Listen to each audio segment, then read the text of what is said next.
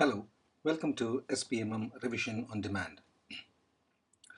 In this podcast, I will discuss the concept of standard error in statistics. It is important to appreciate the difference between the two terms, standard deviation and standard error. Standard deviation refers to the dispersion of a range of observed values in a sample around the sample's mean. Imagine a set of values representing duration of full-time education in a population of children.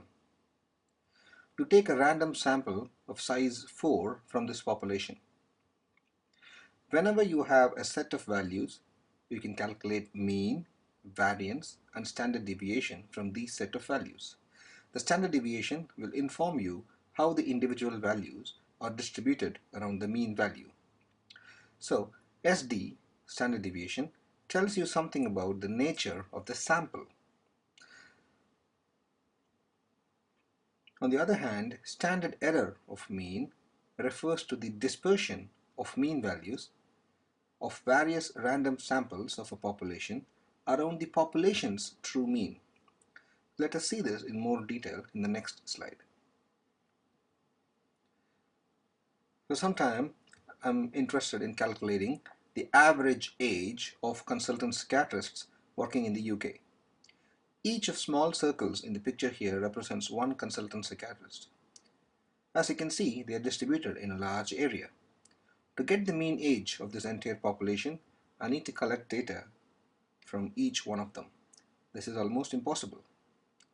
This population can be split into a number of smaller samples. From each of the sample, we can get a mean and a standard deviation value. These are represented here in this picture as M1 to M7 and SD1 to SD7. For a moment, I want you to focus on the sample mean values M1 to M7.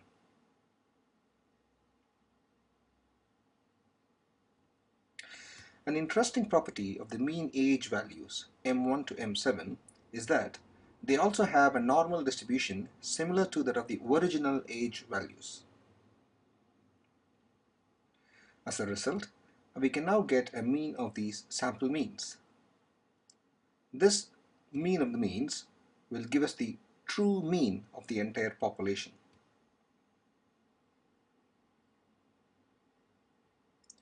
From this set of mean values, we can also get a standard deviation. This standard deviation will now be termed as SEM, or standard error of the mean. To sum up, SEM is the SD of sample means around the population mean. So, if data are normally distributed with mean M and standard deviation SD, and random samples of size n are drawn repeatedly, then the sample means will also be normally distributed. In this case, the mean of all sample means will give us the population mean, and the SD of sample means will give us the SEM, which is the standard error of the mean. This is all fine, but it is still impractical to collect means from all samples within a population. Most researchers will be able to access only a single random sample. Is there any other way to compute the SEM value? Fortunately, we do not have to take a number of independent random samples in order to calculate the SEM. We can calculate the SEM using the formula given below. SEM is given by standard deviation divided by square root of sample size. Note that the denominator n stands for the size of the single sample, not the total number of samples within a population. So all you need to do is to take one simple random sample, find out the sample size within this sample, and also find out the sample mean, sample standard deviation. You can find now the value of SEM. So this is the formula. SEM is equal to SD by root n. So now from a single sample, you can estimate a mean value, which is the sample mean,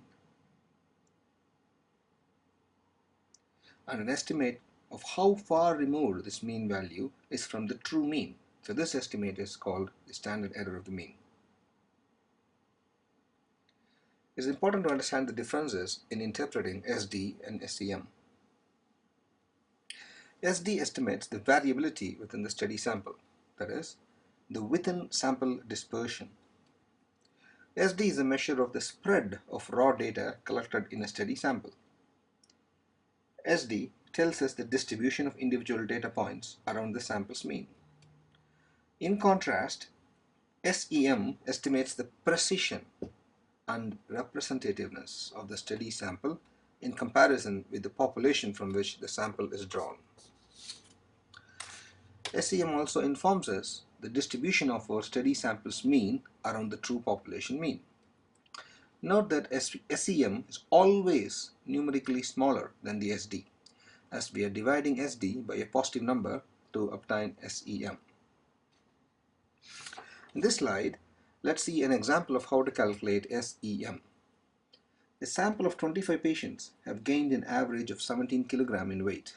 SD is equal to 10 kg after taking olanzapine for 6 weeks. What is the standard error of the mean? Here, SD is given as 10, N is given as 25. We know that SEM is SD divided by root n. So square root of 25 is 5. So SEM should be 10 divided by 5, which will give you the value of 2. You will come across SEM in many places when you prepare for your exams. It's used when drawing a funnel plot as a measure of precision. It's also used in drawing a Galbraith plot, again as a measure of precision. It helps to compute confidence intervals.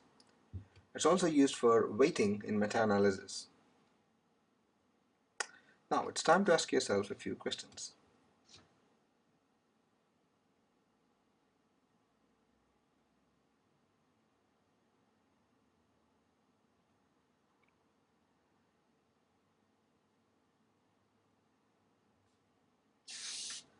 Thank you for choosing SPMM course for your revision.